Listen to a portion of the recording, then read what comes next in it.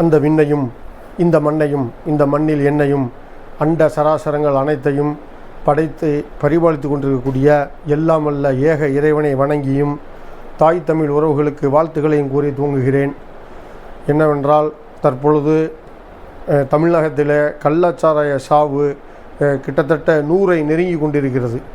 இந்த கள்ளச்சாராயம் இந்த தமிழகத்தில் பெருக்கெடுத்து ஓடுகிறதா என்றால் ஆம், ஓடுகிறது. கள்ளச்சாராயம் மட்டுமல்ல, கஞ்சா, ஹேண்ட்ஸு, கணேஷு மற்றும் இன்னும் பல அரசால் தடை செய்யப்பட்ட, தமிழக அரசால் தடை செய்யப்பட்டுள்ள போதைப் பொருட்களும் கஞ்சா, போதை இன்றைய இளைய சமுதாயம் வந்து பார்த்திங்கன்னா கஞ்சாவுக்கும் போதை மாத்திரைகளுக்கும் ரொம்ப மிக சர்வசாதாரணமாக கிடைக்கிது எல்லா இடங்கள்லையும்.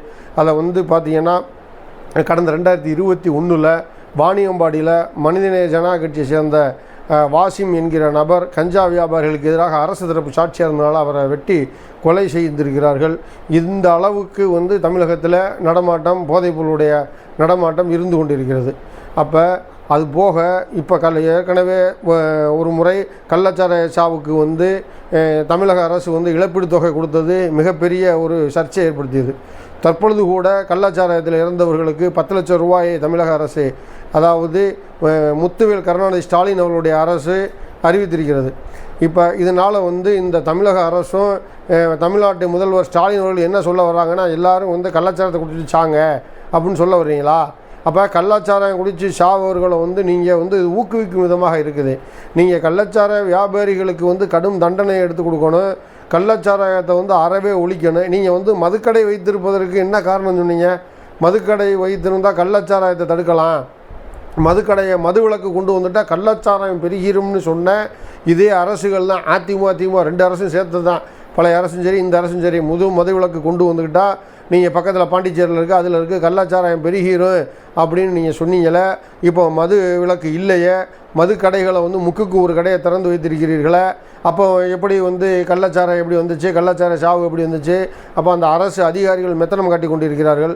நீங்கள் வந்து அந்த அரசு அதிகாரிகள் மீது இப்போ வந்து நடவடிக்கை எடுக்கலாம். ஆனால் ஏன் அந்த அரசு அதிகாரிகளுக்கு வந்து தெரியாமல் நடக்குதா? அவர்கள் ஏன் முன்னாடியே வந்து இந்த நடவடிக்கை எடுக்கலை? அப்போ நீங்கள் இந்த இழப்பீடு தொகை வந்து கொடுக்குறீங்களே, தமிழ்நாடு அரசு போக்குவரத்து ஊழியர்கள் அவர்கள் ஓய்வு பெற்றதுக்கு அவர்கள் பணம் கொடுக்க முடியலையே. தமிழக அரசு கேட்டால் நிதிச்சுமையாக இருக்குது. கடந்த தீபாவளியில் கூட இப்போ அவர்கள் வந்து தங்களுடைய ஓய்வு பெற்றவர்களுக்கு ஓய்வூதியமோ அந்த பிடிமான தொகை, அவர்கள் சம்பளத்தில் பிடித்த பிடிமான தொகை, அதை கேட்டதுக்கு கூட எங்களுக்கு நிதி நெருக்கடியாக இருக்குதுன்னு அந்த போக்குவரத்து அமைச்சர் சிவசங்கர் சொன்னார். அப்போ அதுக்கெல்லாம் வந்து அவங்க ஊழியர்களுக்கு நியாயமான கோரிக்கை, அவர்களுடைய சம்பளத்தை பிடிச்சி வச்ச பிஎஃப், அவங்களுடைய இந்த பிடிமான பணம், இது ஓய்வூதியம், இது போன்ற பணங்களை வந்து நீங்கள் பிடிச்சி வச்சுக்கிட்டு நிதிநிலை நெருக்கடின்னு சொல்கிறீங்க. ஆனால் கள்ளச்சாராய சாவில் அடைந்தவர்களுக்கு 10 லட்ச ரூபா கொடுக்குறீங்களே, இது எப்படி, எந்த நியாயம்? நீங்கள் போக்குவரத்து ஊழியருக்கு இது வரைக்கும் 2019 வரைக்கும் ஓய்வு பெற்றவர்களுக்கு தான் நீங்கள் இப்போ பணம் கொடுத்துருக்குறீங்க. 19க்கு பிறகு 20லேருந்து இப்போ 5 ஆண்டுகளாக ஓய்வு பெற்றவர்களுக்கு இன்னும் பணம் தரப்படலை. அவங்க போக்குவரத்து தொடர்ச்சியாக வந்து போராடிக்கிட்டு இருக்கிறாங்க. அப்போ அவர்களுக்கு வந்து நியாயமாக கிடைக்க வேண்டிய தொகையை கொடுப்பதற்கு அரசிட்ட நிதி இல்லைங்கிறீங்க. கள்ளச்சாராயத்தை குடிச்சுவிட்டு சாராயம் குடிக்கிறது தவறு அப்படின்றது இப்போ எல்லாருக்கும் தெரியாமையாக குடிக்கிறான். அவன் போதைக்கு குடிக்கிறான். இப்போ சாராயம் குடித்தா கல்லீரல் அழுகி போகும், சிறுநீரகம் கெட்டு போகும்னு தெரியாமையாக குடிக்கிறான். எல்லாம் தெரிந்தே குடிப்போம், இதை குடித்தா நாங்கள் போதை வரும், ஆனால் சாவு உறுதின்னு தெரிஞ்சே குடிக்கிறவனுக்கு நீங்கள் 10 லட்சம் கொடுக்குறது. நீங்கள் வாழ்நாள் முறை 60 வயது வரைக்கும் உழைத்து விட்டு அவர்கள் ஓய்வு பெறும் வயதில் குடும்பத்துக்கு போகும் பொழுது அவருடைய ஊதியத்தில் பிடிச்ச பணத்தை கொடுக்க மறுக்கிறீங்களே இந்த அரசாங்கம், இதை எப்படி எடுத்துக்கிறது? அப்போ உழைப்பவனுக்கு கொடுக்காம நீங்கள் ஊதாரிகளுக்கு கொடுக்குறீங்க. அப்போ வந்து இந்த அரசு வந்து உழைப்பவர்களுக்கான அரசா ஊதாரிகளுக்கான அரசான்னு தெரியல. நீங்கள் பொதுவுடைமை இயக்கங்கள் வந்து பொதுவாக போக்குவரத்து ஊழியர் சங்கத்தில் வந்து பொதுவுடைய இயக்கங்கள் தான் கோல வச்சுருக்குது.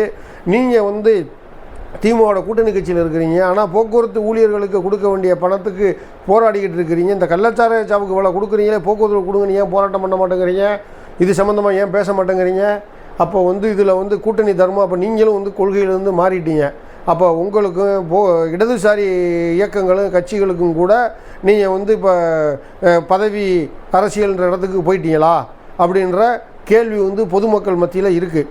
அப்போ நீங்கள் ஒரு உழைப்பாளிகளுக்கான அரசா இல்லாமல் ஊதாரிகளுக்கான அரசா தமிழக அரசு மாறிக்கிட்டு வருதுன்ற அச்சம் வந்துக்கிட்டு இருக்குது.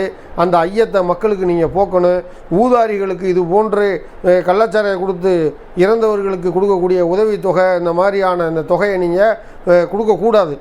ஏன்னா அப்போ நீங்கள் வந்து உறுதியை எடுத்தால் தான் வந்து அந்த மற்றவர்களுக்கு என்ன செய்யும். அப்போ இனி போய் அரசு மதுபான கடையில் மது வாங்கி குடிச்சிட்டு கொஞ்சம் கொஞ்சமாக சாகிறவன் என்ன செய்வான், டேய் நீ கள்ளச்சாரத்தை குடிச்சிட்டு மொத்தமாக செத்து போவான். அப்படி செத்து போயிட்டோம்னா குடும்பத்துக்காவது இன்சூரன்ஸ் மாதிரி 10 லட்சம் கிடைக்கும் அப்படிங்கிற இடத்துக்கு நீங்கள் வருவானா வரமாட்டானா.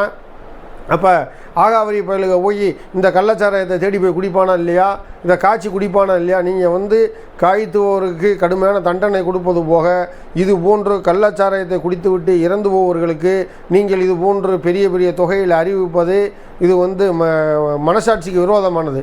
நீங்கள் வந்து முதல்ல நீங்கள் செய்ய வேண்டியது ஊழியர்களுக்கான ஓய்வூதியத்தை ஒழுங்காக கொடுங்க. உழைத்து ஓடாய் தேர்ந்தவனுக்கு வந்து வெறுங்கையோடு 60 வயது தாண்டி உழைச்சி சும்மா வரவனுக்கு வெறுங்கையோடு அனுப்பி விட்டுட்டு நீங்கள் ஊதாரி புயல்களுக்கு பணம் கொடுக்கறதுனால இந்த தமிழ்நாடு அரசு திராவிட மாடல் அரசு அனைவருக்குமான அரசு நீங்கள் சொல்லி பதவியேற்ற அரசு வந்து இது உழைப்பாளிகளுக்கான அரசு அல்ல, ஊதாரிகளுக்கான அரசு என்பதாகவே பொருள்படும் என்று கூறி நிறைவு செய்கிறேன். நன்றி.